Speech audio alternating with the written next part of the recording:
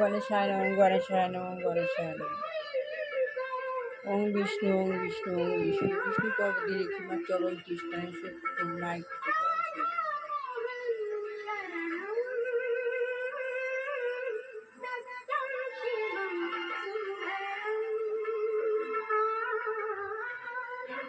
শিব দুর্গায় নম দুর্গায় নম দুর্গায় নম দুর্গায় নম দুর্গায় নম। শিব গুরু গুরু শিব শিব গুরু গুরু শিব শিব গুরু গুরু শিব।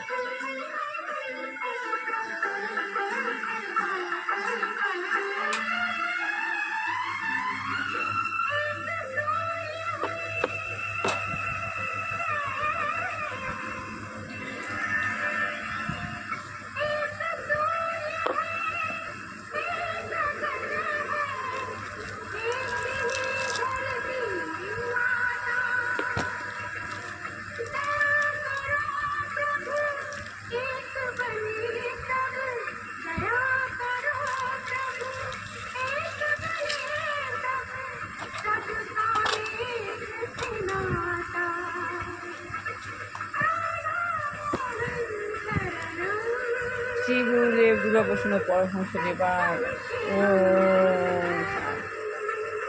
শিব গুরু গুরু শিব শিব গুরু গুরু শিব শিব গুরু গুরু গুরু গীতা গীতাই গুরু গুরু গীতা গীতাই গুরু। সকালবেলা আমার গুরুদেবকে নিয়ে গুরুসঙ্গ, আপনারা যারা গুরুসঙ্গে যেতে পারেন না তারা বাড়িতে বসে গুরুসঙ্গ করতে পারেন। আমি বাড়িতে বসে গুরু ঠিক করি সেটাই করব। মা সরস্বতী নম মা সরস্বতী নম। শ্বেত পদ্মাসনা দেবী শ্বেত পুষ্প শোভিতা শ্বেতা গন্ধবানিত্য অমৃতবনা শ্বেতা কৌতুক হস্ত চ শ্বেত জন্ম চর্চিতা শ্বেত বিনাদ অলঙ্কার গীতা বন্দিতা সিদ্ধ গন্ধ পূজিতা মুনি বিষয় বিদেশি বিষ্ণুবতী সরস্বতী নারায়ণ তান্দি মুনি সরস্বতী দেশান্তি দিশান্তান শ্রাবণ বিদ্যালভন্দিতে। ওম শ্রী লক্ষ্মী দেবায় ওম শ্রী লক্ষ্মী ওম শ্রী লক্ষ্মী।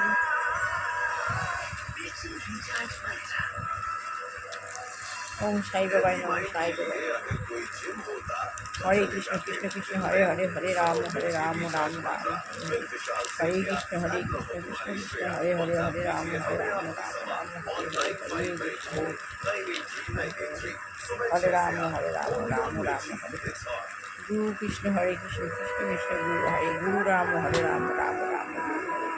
ওম শ্রী গুরুদেব দুর্গাপ্রসন্ন পরমহংস দেবায় ওম শ্রী গুরুদেব দুর্গাপ্রসন্ন ওম শ্রী গুরুদেব পরমহংস দেবায়।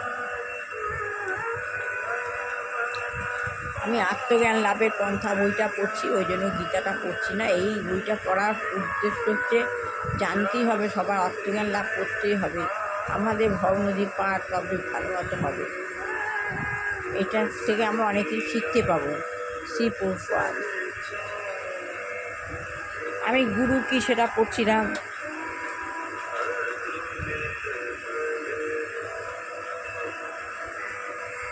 গুরু ঠিক যেমন অজ্ঞানের প্রভাবে মানুষ রোগগ্রস্ত হচ্ছে, মানুষ অজ্ঞান থাকছে বলে মানুষ রোগগ্রস্ত হচ্ছে।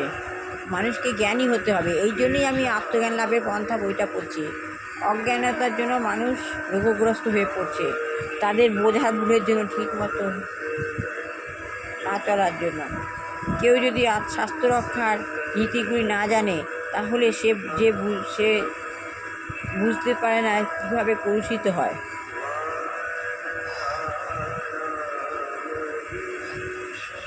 কেউ যদি আত্মরক্ষার নীতিগুলি না জানে তাহলে সে কীভাবে কলুষিত হবে সে বুঝতে পারে না। এইভাবে অজ্ঞানের প্রভাবে রোগের ছোঁয়াচে রোগ লাগে, এইভাবে অজ্ঞানতার প্রভাবে মানুষের রোগের ছোঁয়াচ লাগে। সে রোগের জন্য আমরা কষ্ট ভোগ করি। একজন আসামি বলতে পারে আমি আইন জানতাম না, কিন্তু তা বলে সে তার অপরাধ থেকে রেহাই পাবে না। আসামি বলবে আমি আইন জানতাম না, তারপর কি সে তার অপরাধ থেকে রেহাই পেয়ে যাবে? তা না। অজ্ঞান কোনো অজুহাত নয়। তাহলে তোমাকে আগে আমি জানি না এটা বললে কেউ মানবে না, তোমাকে জেনে নিতে হবে, কারণ আমি জানি না বলে কেউ রেহাই পাবে না, কারণ অজ্ঞান কোনো অজুহাত নয়। তেমনি একটি শিশু যদি না জেনে আগুনে হাত দেয় তাহলে তার হাত পুড়বে।